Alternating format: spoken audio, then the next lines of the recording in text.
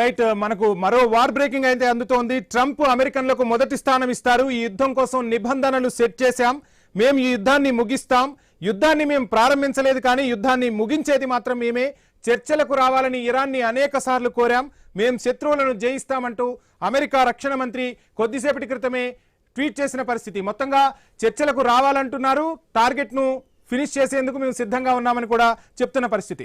Right, ఏం జరగబోతుందో చూద్దాం.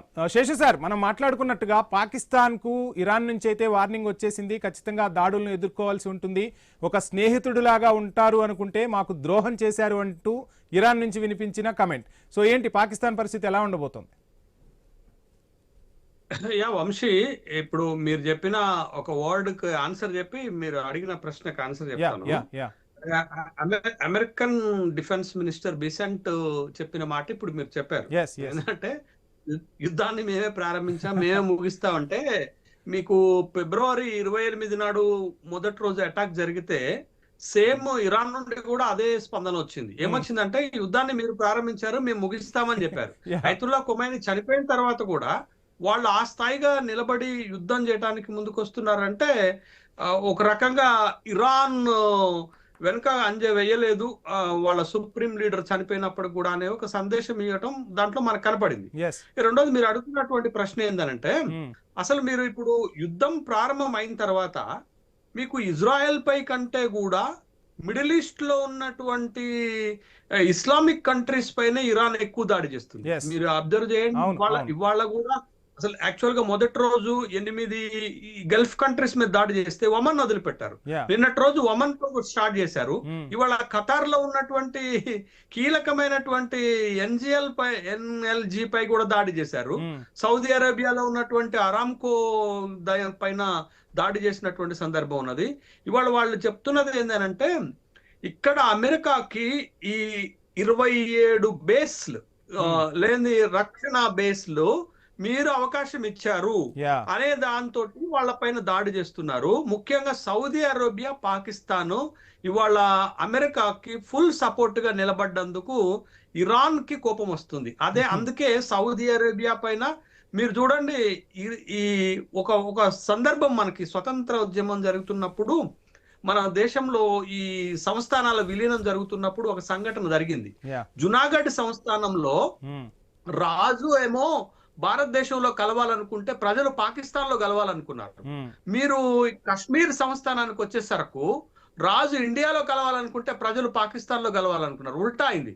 ఇప్పుడు కూడా మీరు పాకిస్తాన్ చూడండి, పాకిస్తాన్ లో ఏం జరుగుతుందంటే, ఖమైనీ హత్యకు నిరసనగా పాకిస్తాన్ లో అమెరికన్ కాన్సులేట్ పైన దాడికి పోయారు ప్రజలు. కాల్ చేసిన దగ్గర 20 మనకి బయటకు రావట్లేదు కానీ 15 మంది చెప్తున్నారు, 23 మందిని అమెరికన్ సైన్యం చంపేసినట్టుగా మనకు తెలుస్తుంది. కాబట్టి పాకిస్తాన్, సౌదీ అరేబియా రెండు కూడా అమెరికాకి స్ట్రాంగ్ సపోర్టర్స్ గా ఉన్నారు. కాబట్టి ఇరాన్ వాళ్ళని వార్న్ చేస్తుంది, మీరు మాకు సపోర్ట్ చేయాల్సిన దగ్గర వాళ్ళకి సపోర్ట్ చేస్తున్నారు. మీరే కాదు, ఈ మిడిల్ ఈస్ట్ లో ఉన్నటువంటి అనేక గల్ఫ్ కంట్రీస్, ముస్లిం కంట్రీస్ ఇవాళ అమెరికా స్థావరాలుగా మారిపోయిన సందర్భంలో, అందుకే మీరు ఇజ్రాయెల్ పైన కంటే కూడా ఈ బేస్ల పైన ఎక్కువ దాడి చేస్తుంది ఈ కంట్రీస్ పైన. ఈవెన్ దుబాయ్ మీద చేస్తున్నారు, ఖతార్ మీద చేస్తున్నారు, ఒమన్ పైన చేస్తున్నారు. అసలు ఏ కంట్రీని వదిలిపెట్టకుండా వాళ్ళు దాడి చేస్తున్నారు. ఇది పాయింట్ 1. పాయింట్ నెంబర్ 2 ఏంటంటే, మీకు చరిత్రలో ఇంకో సంఘటన మనకి గుర్తొస్తుంది. రెండో ప్రపంచ యుద్ధంలో అసలు అమెరికా లేదు. అప్పటి వరకు జర్మనీ, జపాన్లు లీడ్ తీసుకుంటున్నాయి, వాళ్లే అప్పర్ హ్యాండ్ ఉన్న సందర్భంలో ఈ హిట్లర్ తయారు చేసిన ఒక గ్రూప్ ఉంటది, అది జపాన్ యువబోంట్లు అని ఉంటారు. ఈ జపాన్ యువబోంట్లు ఏం చేశారంటే, సముద్రంలో తెలిసి తెలవక అమెరికన్ పెరల్ హార్బర్ ని సముద్రంలో ముంచేస్తారు. అప్పుడు అమెరికా, అరే వీళ్ళని వదిలిపెడితే లాభం లేదు, మన దాకా వస్తున్నారు వీళ్ళని, అప్పుడు రెండో ప్రపంచ యుద్ధంలోకి అమెరికా దిగటంతో జపాన్, జర్మనీ ఓడిపోవాల్సినటువంటి పరిస్థితులు ఏర్పడ్డాయి. ఇప్పుడు కూడా ఏంటి అంటే, ఇరాన్ బలం అంతా కూడా ఐఆర్జీసీనే. ఇరాన్ ఈ ఐఆర్జీసీని తయారు చేసిందే ఐతుల్లా ఖొమైనీ. అందుకే ట్రంప్ ఒక వారం చేశాడు. ఇవాళ పొద్దున్న ఏం చేశాడు తెలుసా? ఐఆర్జీసీ లొంగిపోవటం మంచిది అన్నాడు.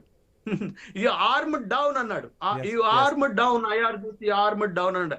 ఆయుధాలు కింద పెట్టి లొంగిపోతే మంచిది అన్నాడు. ఐఆర్జీసీ గనక లొంగిపోతే యుద్ధం సమాప్తమైనట్టు లెక్క. Yeah. ఐఆర్జీసీ చేతుల్లోనే ఇవాళ యుద్ధము ఎన్ని రోజులు కొనసాగించాలనేటటువంటిది ఉంటుంది. అయితే ఇక్కడ మనం ఇంకొక స్ట్రాటజిక్ పాయింట్ కూడా చూడాలి. మనం ఐఆర్జీసీ అంత సింపుల్ గా లొంగిపోతుందా అనేటటువంటి ప్రశ్న కూడా మనకి తలెత్తుతుంది. ఎందుకనంటే వాళ్ళు ఇంకా దాడులను ఉధృతం చేయటానికే ప్రయత్నం చేస్తున్నారు తప్ప లొంగిపోవడానికి ప్రయత్నం. దగ్గరగా 6 లక్షలకు పైగా సైన్యం ఉంది. అండ్ వీళ్లతో ఈ హమాసు హూతీలు వీళ్ళు కూడా కలిసే అవకాశాలు ఏమైనా ఉన్నాయంటారా సార్? అదే వంశీ, ఇప్పుడు వీళ్ళు అసలు మేజర్ అబ్జెక్షన్ ఎక్కడ వస్తుంది ఇజ్రాయెల్ కి, అమెరికాకి? అటు యమన్ లో, లెబనాన్ లో, తర్వాత గాజాలో వీళ్ళు పెద్ద పెద్ద అవుట్ పోస్టులు తయారు చేసుకున్నారు. ఏంటది? అక్కడేమో హమాస్ ని పెట్టుకున్నారు, ఇంకో దగ్గరేమో హౌతీలను పెట్టుకున్నారు, ఇంకో దగ్గర హెజ్బుల్లాలను పెట్టుకున్నారు. ఇంకా వాళ్ళు యుద్ధంలోకి రాలేదు. వాళ్ళు దిగితే వేరే ఉంటుంది. అందుకని ఇప్పుడు అమెరికా ఇందాక ఒక పాయింట్ ఎక్కడో మిస్ అయినట్టు అనిపించింది నాకు. ఇవాళ మీకు ఈ గల్ఫ్ కంట్రీస్ లోకి 40,000 అమెరికన్ సైన్యాన్ని దింపిండు ట్రంప్. 40,000 అమెరికన్ సైన్యాన్ని దింపిండు. ఇది ముందు జాగ్రత్తగా తీసుకున్నటువంటి ఒక చర్య. అంటే ఏ సందర్భంలో కూడా ఇరాన్ ని అప్పర్ హ్యాండ్ కాకుండా చూసేటటువంటి ప్రయత్నాలే అమెరికన్ ప్రెసిడెంట్ ఇప్పటి వరకు చేస్తున్నాడు. బట్ ఇరాన్ ఎంతకాలం నిలబడగలుగుతుంది అనేది ప్రశ్న. బట్ ఇరాన్ ఎంతకాలం నిలబడితే అంత ప్రపంచానికి నష్టం జరుగుతుంది, ఇరాన్ కూడా నష్టం జరుగుతుంది. ఎందుకనంటే ఇరాన్ కి అంత బలం ఉందా? మళ్ళీ రెండోది, ఈవెన్ దో మీకు మిడిల్ ఈస్ట్ లో ఏ కంట్రీ సపోర్ట్ ఇరాన్ కి లేదు. మరి రేపు పొద్దున ఇప్పుడు ఇరాన్ ఈ మిడిల్ ఈస్ట్ కంట్రీల పైన ఇట్లనే దాడి చేసుకుంటూ పోతే, ఖతార్ ఈ రోజు ఒక వార్నింగ్ ఇచ్చింది, మేము చూస్తూ ఊరుకోము అని అన్నది. అంటే ఒకవేళ వాళ్ళు కూడా అమెరికాకు సపోర్ట్ గానో, లేకపోతే మాపై దాడి చేస్తున్నారు కాబట్టి మేము ఇరాన్ పైన దాడి చేస్తామని వాళ్ళు కూడా యుద్ధంలోకి వస్తే ఇరాన్ పరిస్థితి ఏంటి అనేటటువంటి ప్రశ్న. కాబట్టి ఇరాన్ ఒక చక్రబంధంలోకి వెళ్ళిపోయింది. బట్ దాన్ని ఎట్లా తట్టుకోగలుగుతుంది, దానికి అంత శక్తి ఉందా ఎట్లా అనేది. రెండోది, అక్కడ ప్రభుత్వం ఇప్పుడు కొమైని చనిపోయినా కొమైని అనుచరుల చేతుల్లోనే ప్రభుత్వము ఇప్పుడు తాత్కాలిక ప్రభుత్వం ఏర్పడుతుంది. రేపు వాళ్ళ దగ్గర ఉన్నటువంటి అసెంబ్లీ ఎక్స్పర్ట్స్ కూడా వీళ్ళకి సంబంధించినటువంటి వాళ్లే ఎంపిక అవుతారు. అలా అయితే ట్రంప్ కు వచ్చే ప్రయోజనం ఏంటది? అట్లా కాకుండా కొమైని అవుట్ ఆఫ్ హ్యాండ్స్ గనక అక్కడ కీలుబొమ్మ ప్రభుత్వం, ఇందాక సార్ అన్నట్టు రెజా పహలవి ద్వారా గనక అక్కడ ప్రభుత్వం ఏర్పాటైతే, లైక్ ఇరాక్ లో ఎవరి కీలుబొమ్మ ప్రభుత్వం ఉంది, లిబియాలో ఎవరి కీలుబొమ్మ ప్రభుత్వం ఉంది, తర్వాత సిరియాలో ఎవరి కీలుబొమ్మ ప్రభుత్వం ఉంది, కూడా వెనిజులా. ఇప్పుడు ఇక్కడ ఇరాన్ లో కూడా అమెరికా కీలుబొమ్మ ప్రభుత్వం వస్తే జరిగే పరిణామం ఏంటో తెలుసా? ప్రపంచంలో ఉన్నటువంటి 3 అతి పెద్ద చమురు ఉత్పత్తి సేల్స్ కంట్రీస్ వాళ్ళ చేతుల్లో ఉన్నట్టే. అమెరికా, వెనిజులా, ఇరాన్ కెపాసిటీ ఏంటో తెలుసా వంశీ గారు? 3rd largest producer in the world crude. కాబట్టి ఇది వాళ్ళ చేతుల్లోకి పోతే ప్రపంచం మొత్తాన్ని వాళ్ళు బెదిరించే అవకాశం, ప్రపంచం మొత్తాన్ని లొంగ తీసుకునే అవకాశం, ప్రపంచం మొత్తాన్ని టారిఫ్ వార్ అన్నట్టు ఇక ఆయిల్ వార్ వేస్తాడేమో సార్, ఆయిల్ ట్యాక్సెస్ వేస్తాడేమో, చూద్దాం. శేషు గారు, వెనుజులా వాడి చేతుల్లోనే ఉన్నది అనుకుందాం, ఇరాన్ వాడి చేతుల్లో ఉంది అనుకున్నాం. వాళ్ళు కూడా largest sailor in the world, crude sailor లో లార్జెస్ట్ సేలర్ వాళ్ళు, ప్రొడ్యూసర్ కాదు కానీ లార్జెస్ట్ సేలర్ వాళ్ళు. కాబట్టి 3 బలమైన కంట్రీస్ వాళ్ళే అయితే ఇంకా ఆయిల్ మీద ఎవరికి పెత్తనం ఉంటది?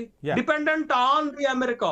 అందుకే కదా వెనిజువెలా అధ్యక్షుడిని పట్టుకొచ్చిన తర్వాత అమెరికన్ ప్రెసిడెంట్ ఏం చెప్తున్నాడు? రష్యా నుండి క్రూడ్ బంద్ చేయండి అని చెప్తున్నాడు, అది వాణిజ్య చర్చల్లో. రెండోది ఏమంటున్నాడు? వెనిజువెలా నుండి ఆయిల్ కొనండి అని చెప్తున్నాడు. అదే కదా. మాట్లాడదాం మనం ఈ అంశం గురించి, మనం సుదీర్ఘంగా మాట్లాడదాం. ప్రభు గారు, మొత్తంగా చూస్తున్నాం స్టాక్ మార్కెట్లు కుదేలవుతున్నాయి ఓ రకంగా. ఇప్పుడు మీరేమో ఇది మంచి టైము, ఖచ్చితంగా ఇన్వెస్ట్ చేయండి అని చెప్తుంటారు.